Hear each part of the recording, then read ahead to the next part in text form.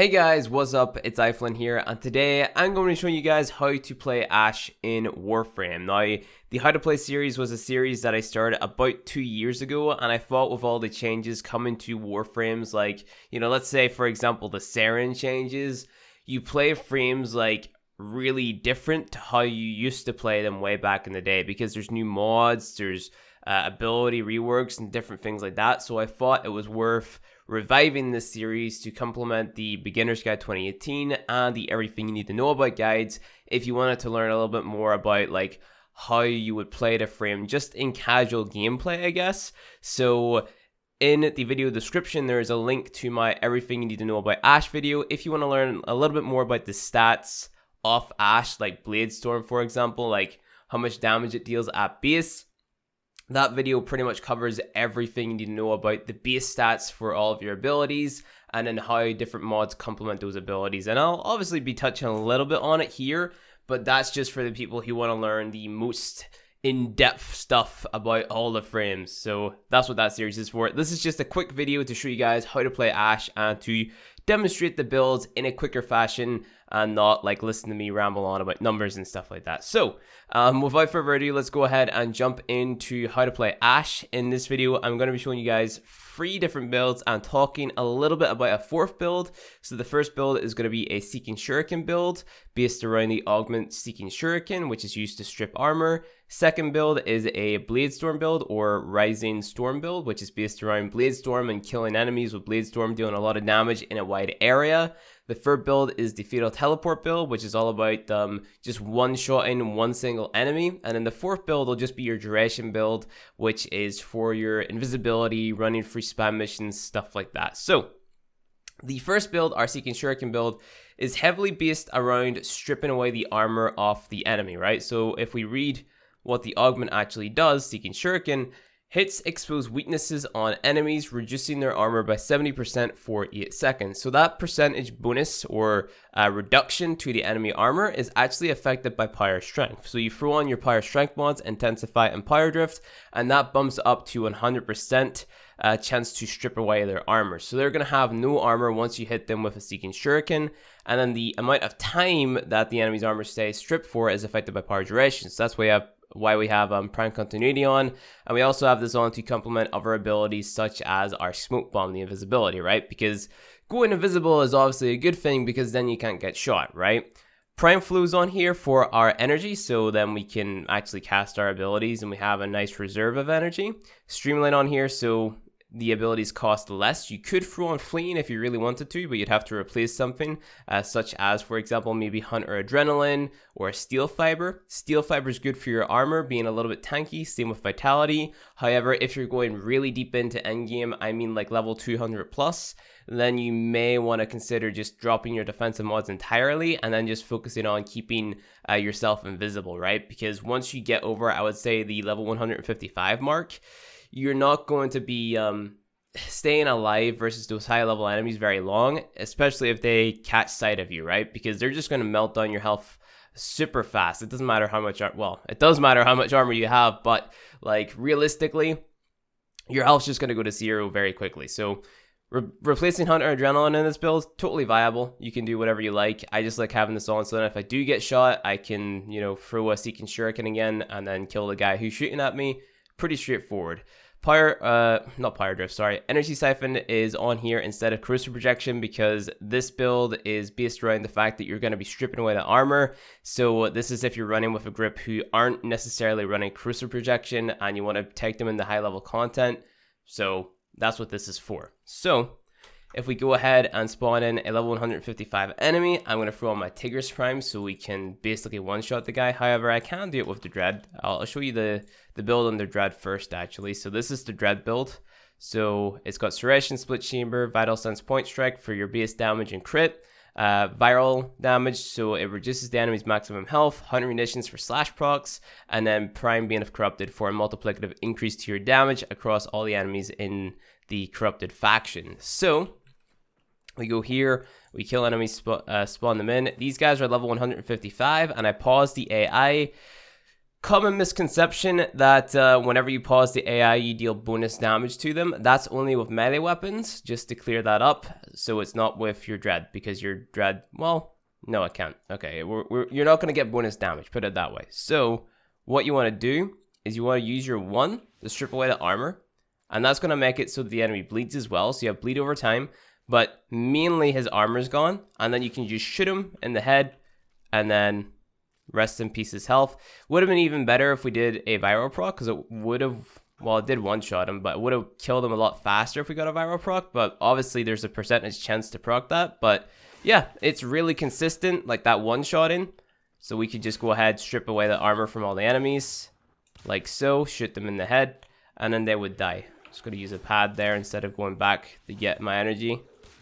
Sweet.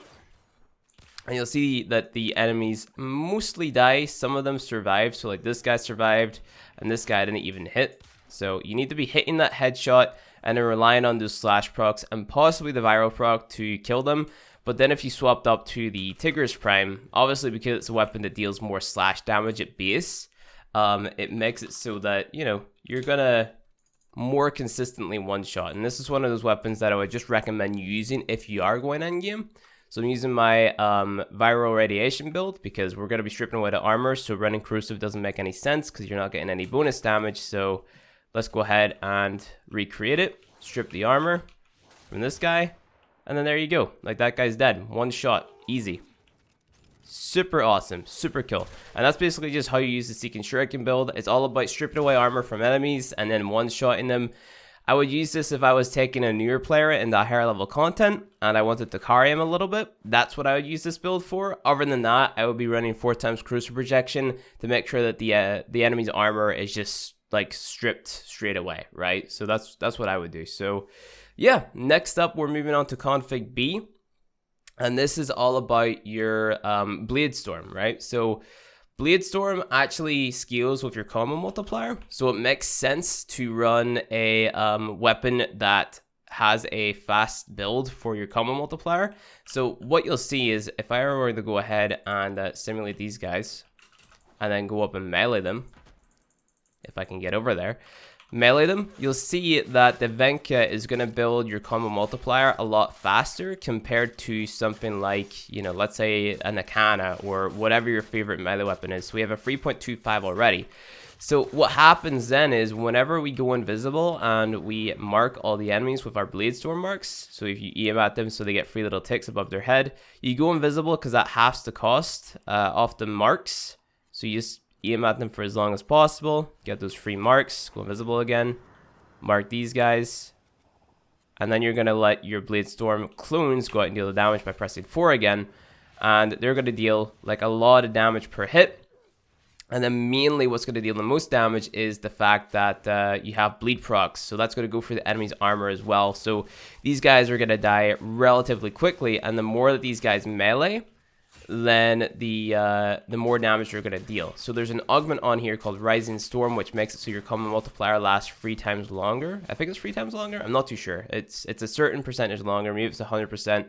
We can take a look at it in a second, but it lasts longer, put it that way, so it's decent to have on. It's not necessary because you have things out there which will make it so that your combo multiplier lasts longer anyway, such as you know, body count or something, or just the thing in the Narmon focus tree, which makes it so it doesn't decay as fast.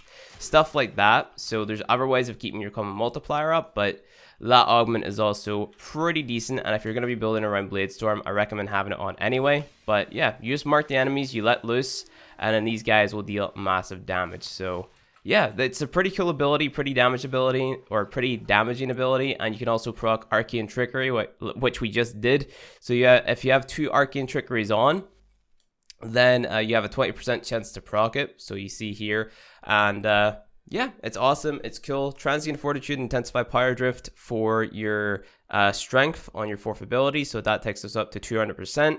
Rising Storm for that 100% longer, so it's not 3 times, it's 100%, so it just takes it 100% of your whatever, your combo duration, and adds that on top, which is awesome.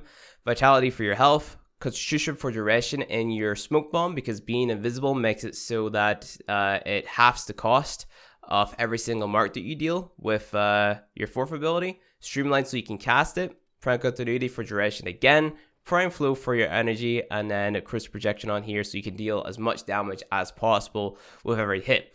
You can run steel charge too, but if you're playing against armored enemies, it's more worth to use corrosive projection, and I like teaching players to mod versus the hardest content in the game, which is armored enemies. So that's why I have this on here. Steel charge is viable, but crisp projection gives you better damage in the long run versus armored enemies. Okay, so that is that. Config C is our fatal teleport build. So with this build, you want to be using a dagger, or just something that allows you to proc finishers, literally anything. The daggers looks the coolest, so I'm going to use my my Zaw dagger. It's got covert lethality on, so it allows me to deal a lot of damage as well. So here you go. Let me show you the stats, or not the stats, the parts for it too. So it's a Quada 2 Ruhang, the Bala, and the Plague Ogwin. It's not the best, but it's pretty decent. And then this is the build that I have on it. Nothing special, just elemental mods, attack speed, covert lethality, prime pressure points, stuff like that. And then this is the fatal teleport build, so vitality, steel fiber, hunter adrenaline. So then whenever I get shot, I can teleport or I can go invisible. Constitution for duration on that invisibility. Prime flow for our energy, streamline for casting efficiency, prime continuity. I think I already said that. I don't really know, but these two together for invisibility duration. Cunning drift for more range. I felt like modding for a lot of range wasn't worth it. Modding for more range increases the range of your teleport, but I don't feel like it was worth it.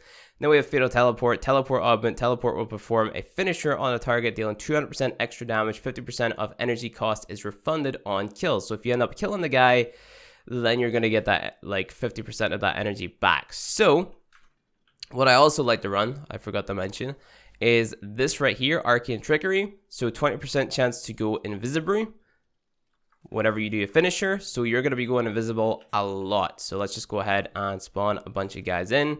And we're going to teleport from here. And it's going to instantly proc that finisher. We don't have to press E. We just have to press free, teleport to the guy.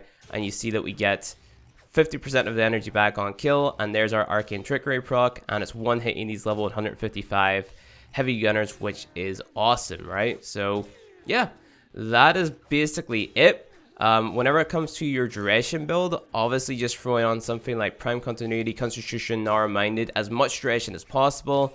Then efficiency, maybe a little bit of range. It really depends what other mods or whatever abilities you want to build around whenever it comes to your Ashe, because like I showed you, he's a very diverse character in the sense that you can build for power strength to up the damage of your 4 and your 1. You can maybe throw on like a hybrid build of fatal teleport plus seeking shuriken and also duration. You know, you don't have to have anything too insane. He's not the type of frame I would take into deep endgame missions. So what I recommend doing if you're a casual Ashe player is making a build that looks a little bit like this, right? So you can have that energy siphon on there. Throw on your augment mods, which I would throw on fatal teleport and also seeking shuriken. You could throw on smoke shadow. This is going to make all your allies invisible if they're near you. What I'd do is I would throw on our cunning drift mod to give us a little bit of range on our abilities. So on our fatal teleport, on our smoke bomb, stuff like that. I would throw on the intensify mod for a little bit of damage. Our prime continuity mod for our duration. Obviously streamlined so you can cast your abilities. If I can go ahead and find it, here it is. Awesome.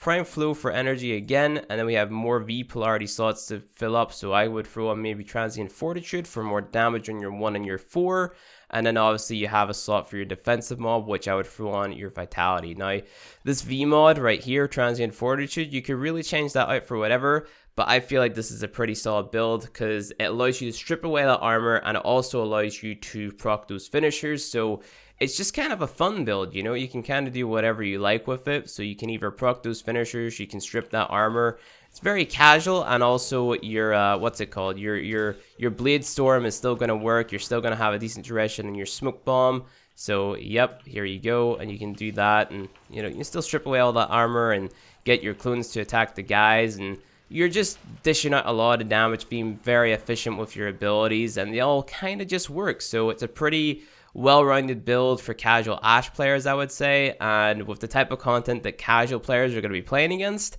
I would say that this Ashe build that I just put together there is pretty straightforward, you know. So 10 seconds isn't the best duration on your invisibility, but like I mentioned, there's better frames out there for just being invisible, such as Loki, who has a higher base duration than Ashe, or even Octavia, who has the highest base duration of invisibility out of all the frames, right? So yeah, so that's basically what I recommend.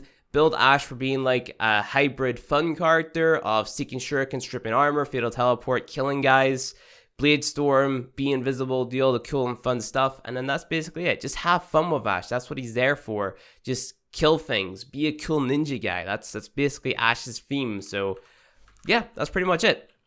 So anyway, guys, if you enjoyed this video, go ahead and hit that like button below. If you want to see more Warframe content from me, hit subscribe, and I'll see you guys in the next video.